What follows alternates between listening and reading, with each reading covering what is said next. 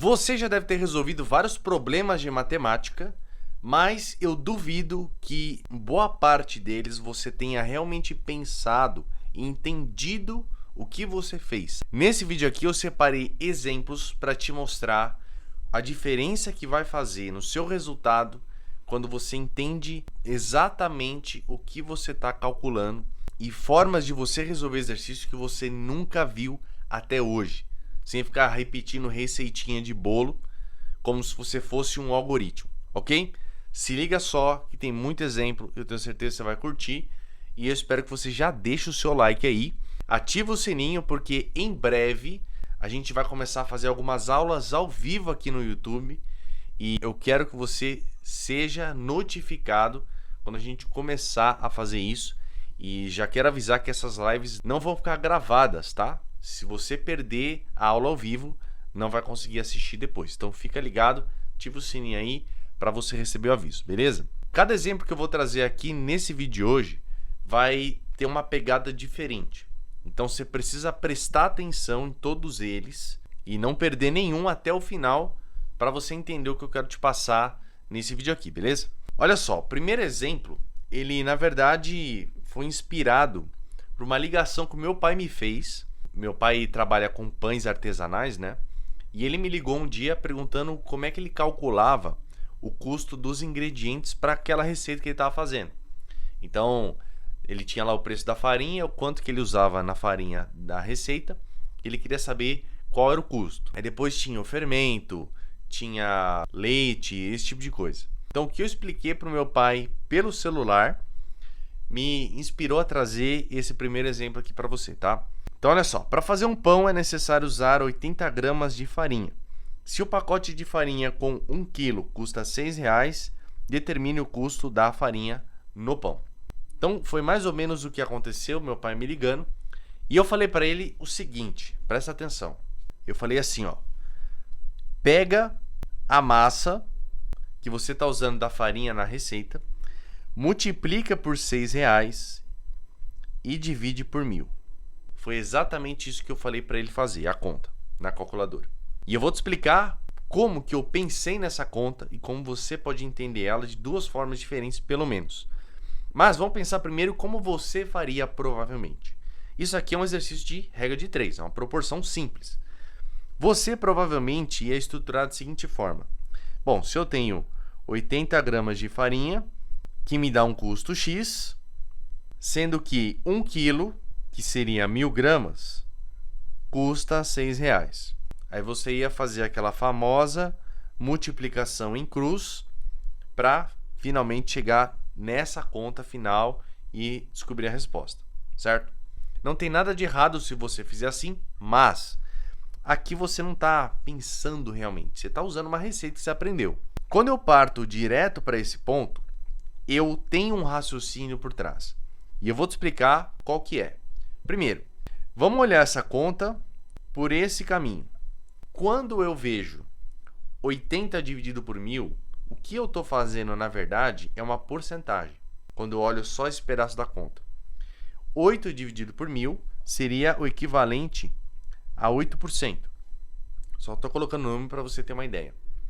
Então, quando eu calculo a porcentagem de farinha que eu estou usando em relação ao todo, essa mesma porcentagem eu posso calcular do preço que vai ser equivalente. Então, essa é uma maneira de você já cair nessa conta direto. Outra maneira de você pensar é você olhar isso daqui, ó, 6 dividido por 1.000. O que isso significa? Significa que eu estou calculando o preço por grama. Concorda? Quando eu pego R$ 6,00, que é o custo total, divido por 1.000, eu estou calculando qual é o preço do grama, e não da grama, né, dessa farinha. E aí, com esse preço por grama, eu multiplico por 80, que é o quanto eu vou usar realmente, e aí eu vou ter o custo final. Faz sentido? Então, olha só, são duas maneiras de você enxergar a mesma conta.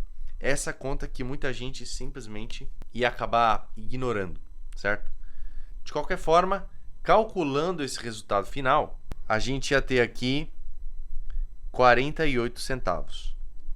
Esse seria o custo da farinha, tá? Mas o resultado final pouco importa nesse caso. O que é importante é você identificar a estrutura da conta e como você interpreta cada pedaço, ok? Se você já tinha pensado algo nesse sentido, ou isso é totalmente novidade para você, coloca aí nos comentários, tá? Segundo exemplo, esse aqui é interessante, hein? Vamos ler. Um quintal tem galinhas e cabras, num total de 50 animais. Somando o número de pés de todos os animais, encontramos 120. Qual o número de animais de cada tipo? Esse aqui é um clássico, que eu tenho certeza que você ia resolver ele montando um sisteminha de equação e chegando à resposta. Eu imagino que você faria, né?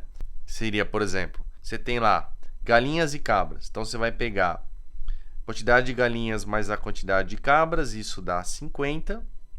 E aí, como cada galinha tem 2 pés, você faria 2 vezes o número de galinhas, mais 4 pés das cabras, isso resultando em 120. Então, você montaria esse sistema de equação, resolveria e chega na resposta. Agora, como eu faria esse problema sem colocar a caneta no papel? Só pensando. Olha só. Vamos esquecer por um momento essas equações. Vamos imaginar que todos esses 50 animais têm 2 pés. Todos eles, ok?